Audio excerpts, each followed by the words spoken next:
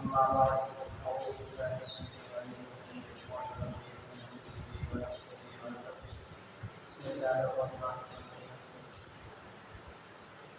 جب بھی جنگیں لگتی ہیں تو اس میں مال غنیمت آتا ہے.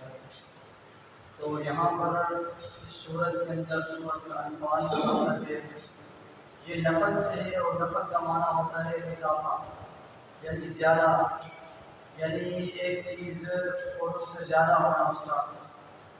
یہ مال غنیمت اللہ اور اس کے رسول کی طرف سے، یعنی یہ پہلے قوموں کے اندر یہ چیز اہمیت نہیں رکھتی تھی، لیکن اس کے بعد اللہ رب العالمین نے امت محمدیہ پر یہ حلال کر دی.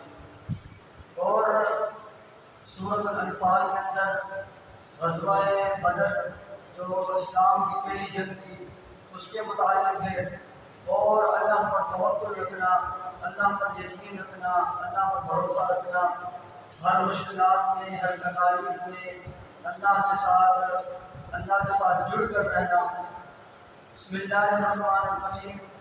یسألونک عن الانفال، وہ آپ سے سوال کرتے ہیں مال غنیمت کے متعلق.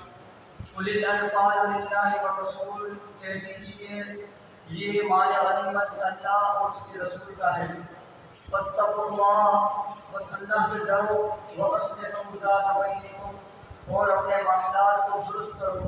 وَأَطِیعُوا اللَّهَ، اور اللہ کی اطاعت کرو. وَرَسُولَهُ، اور اس کے رسول کی. ان کنتم مؤمنین، اگر تم ہو سچے مومن. یعنی اس آیت سے متعلق یہ سمجھ میں آتا ہے کہ صحابہ کرام رضوان اللہ علیہم اجمعین اللہ کے رسول علیہ السلام سے سوال کرتے ہیں مال غنیمت کے متعلق کہ مال غنیمت یہ ہمارا حق ہے یا یہ اللہ اور اس کے رسول کی طرف سے ہے. تو اللہ رب العالمین کہہ رہے ہیں کہ یہ مال غنیمت اللہ اور اس کے رسول کی طرف سے اضافی انعام ہے. یہ جو جنگیں لڑتے ہیں ان میں جو مال آتا ہے یہ اللہ اور اس کے رسول کی طرف سے دیا ہوا انہیں انعام ہے.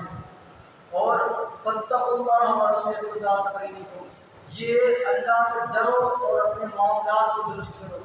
یعنی بس انسان یہ نہ سمجھے کہ میں نے جہاد کر لیا، اتنا بڑا عمل کر لیا اور اس کے بعد اپنے اعمال کو چھوڑ دے. حالانکہ ہر وقت اس کو اللہ سے ڈر کے رہنا چاہیے، اپنے معاملات کو دیکھنا چاہیے، اپنے معاملات کو درست کرنا چاہیے. وَأَطِیعُوا اللَّهَ وَرَسُولَهُ، اور اللہ کی اطاعت کرے، اس کے رسول کی اطاعت کرے اور سچا اور پکا مومن بن جائے. اللہ رب العالمین عمل کرنے